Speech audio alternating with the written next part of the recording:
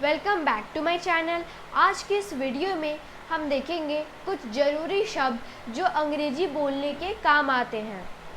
तो हमारा सबसे पहला शब्द है विंडिकेट, यानी कि समर्थन करना। समर्थन करना का मतलब क्या होता है? बिल्कुल सही, विंडिकेट। आइए इसका सेंटेंस देख लेते हैं। ही इज़ कॉन्फिडेंट, यानी कि वो कॉन्फिडेंट है, उसे विश्वास है डैट कि हिज डिसीजन, उसका फैसला, विल बी विंडिकेटेड, यानी कि उसके फैसले का समर्थन होगा।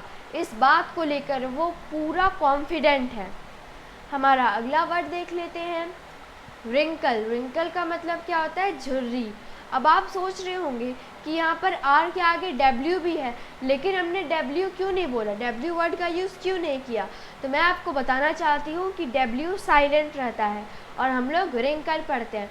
रिंकल का मतलब क्या होता है? झुर्री। वी कैन सी रिंकल्स, हम देख सकते हैं। तो क्या देख सकते हैं? झुर्री, यानी कि हम रिंकल्स देख सकते हैं। ऑन द फेस, यानी कि चेहरे पर। ऑफ एन ओल्ड मैन, यानी कि एक बूढ़े आदमी के चेहरे पर हम झुर्रियाँ देख सकते हैं। हमारा अगला वर्ड देख लेते हैं, ट्रीचरस। ट्रीचरस का मतलब क्या होता है? विश्वासघाती। ट्रीचरस का मतलब क्या होता है? बिल्कुल से, विश्वासघाती। इसका सेंटेंस है, there are only few people who are treacherous and that is why we never trust anyone. There are only few people, यानी कि ऐसे कुछ ही लोग हैं, who are treacherous, यानी कि जो कि विश्वासघाती है, and और that is why, यही वजह है, we never trust, हम कभी भी भरोसा नहीं करते हैं anyone, किसी और के ऊपर। यानी कि बहुत सारे लोग तो नहीं, लेकिन ऐसे कुछ ही लोग हैं जो कि विश्वासघाती होते हैं, लेकिन इसी वजह से हम लोग किसी के भी ऊपर विश्वास नहीं करते हैं। हमारा अगला वर्ड देख लेते हैं, वर्थलेस। वर्थलेस का मतलब होता है बेकार या फिर जिसका कोई मोल नहीं हो। आइए इसका सेंटेंस देख लेते हैं, जो है, it is worthless to go out for picnic without any necessary material. It is worthless, यह बेकार है। To go out, बाहर जाना, for picnic, पिकनिक मनाने के लिए या फिर पिकनिक के लिए, without any necessary material, बिना किसी ज़रूरी सामान के पिकनिक मनाने जाना बिल्कुल बेकार है। अगर आप उसका कोई सामान ही नहीं अपने साथ ले जाएंगे तो फिर आप पिकनिक कैसे मना पाएंगे? तो चलिए अब हम लोग हमारा अगला वर्ड देख लेते हैं, विजडम। विजडम का मतलब होता है बुद्धि। बुद्धि का मतलब क्या होता है? बिल्कुल से, बुद्धि को इंग्लिश में हम विजडम कहते हैं।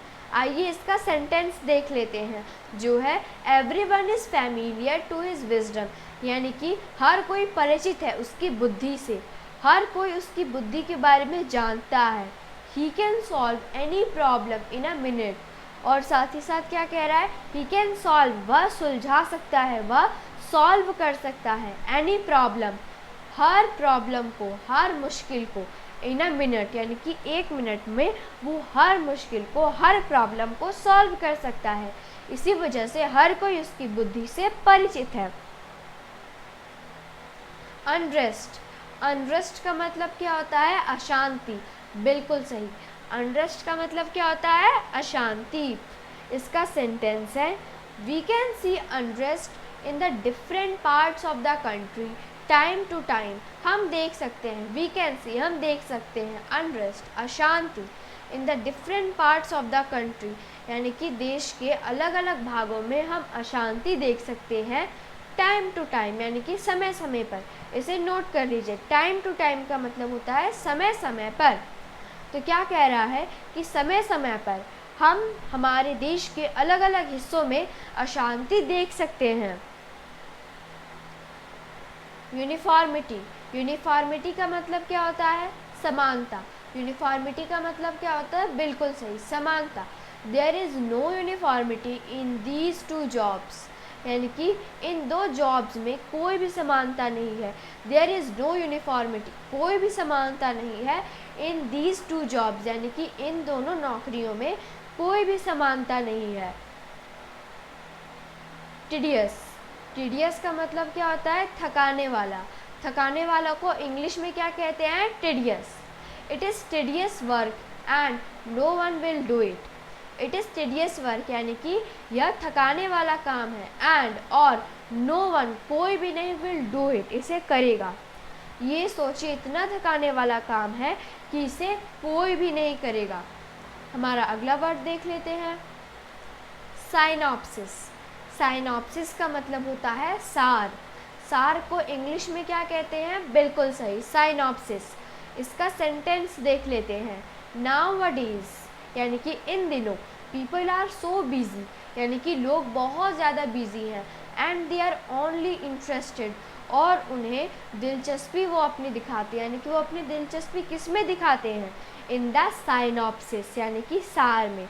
यानी कि इन दिनों लोग बहुत ज़्यादा बिजी हैं और वो अपनी दिलचस्पी साइनॉप्सिस यानी कि सार में दिखाते हैं। If you think this video is informative to you, so you can like my video, and to get more such videos you can subscribe my channel.